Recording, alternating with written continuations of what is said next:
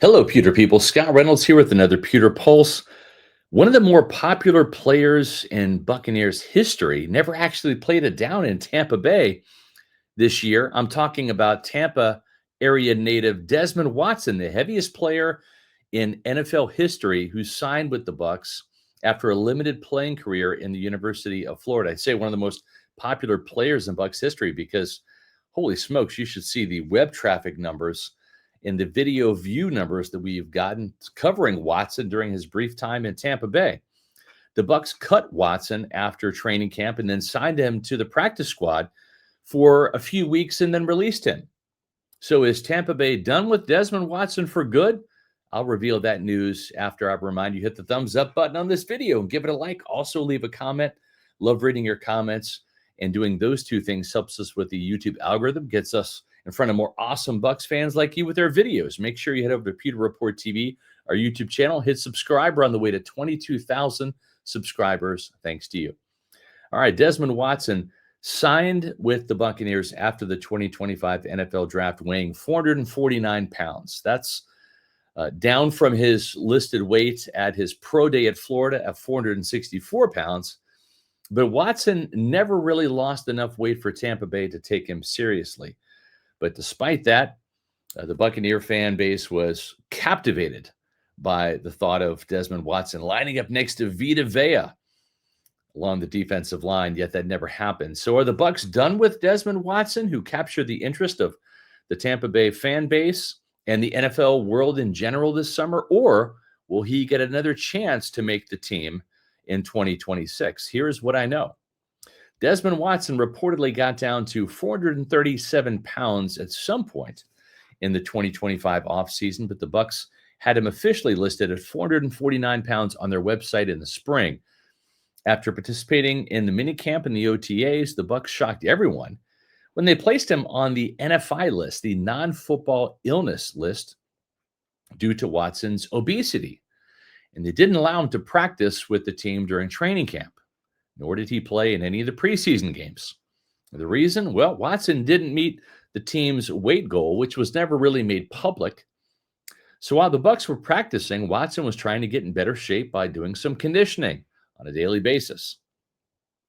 As the weeks rolled on in training camp and Watson failed to participate in the preseason because he never came off the NFI list, it became apparent he was not going to be a factor for the Bucs in 2025 and would really not have a chance at all of making the 53-man roster. And that's exactly what happened. But that didn't stop Bucs fans and Gators fans from fantasizing about him making the Bucs 53-man roster, even though that was incredibly far-fetched.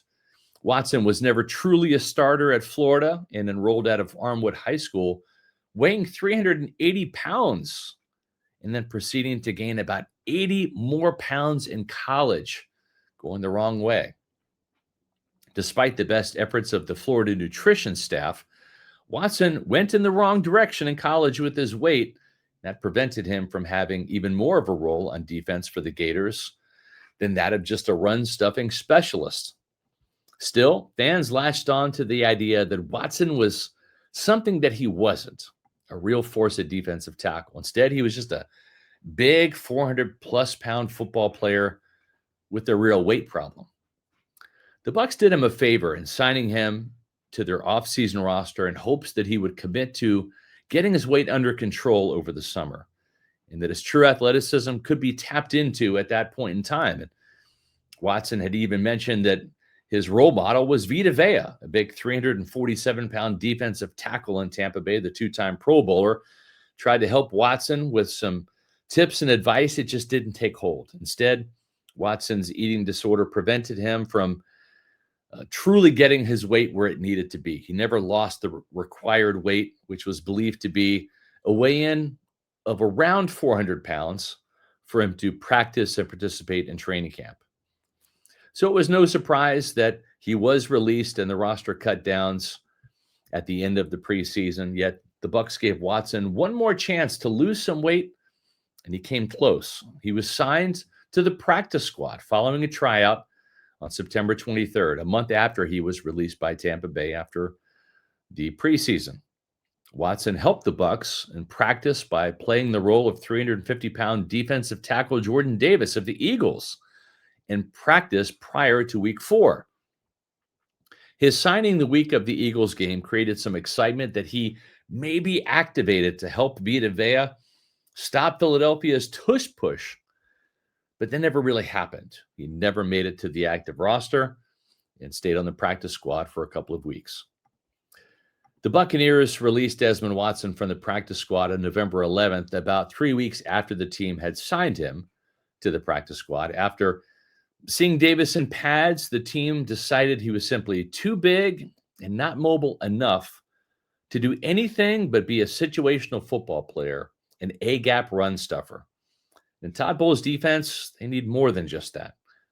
Had Watson dropped enough weight to get below 400 pounds, perhaps around 380, it might have been a different story, but it just wasn't meant to be. Thus, I'm told that the door is closed on Watson's return to the Bucs, and subsequently, he hasn't found any other NFL team willing to sign him. It's unfortunate that Watson wasn't able to make the most of his second opportunity with Tampa Bay, but sometimes we don't get the fairy tale endings that we want in life. Here's hoping that Watson learns from these 2 failed chances with the Bucs and commits himself to losing even more weight, not just to chase a fleeting NFL dream, but more importantly, to live a healthier life. Well, folks, we appreciate all of the support we've gotten over at Pewter Report TV, our YouTube channel. That's where you can find my Pewter Pulse videos, my Bucs Brideshead videos, plus my appearances on the Pewter Report podcast, including Pewter Game Day, which kicks off on game days at 9 a.m. That streams live on Pewter Report TV, our YouTube channel. Also streams live on X and Facebook. That's where you can find more great social media content. You can follow us on X, Facebook, and Instagram at Pewter Report.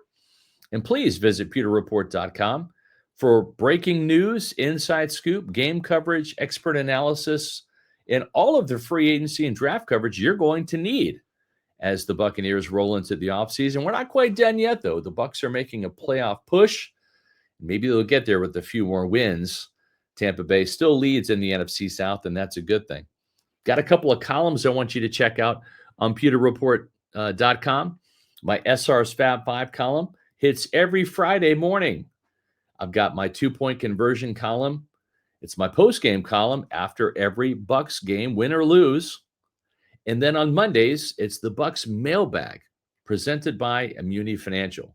Please read my columns over at pewterreport.com. Appreciate you watching, and I'll be back soon with a new Pewter Pulse.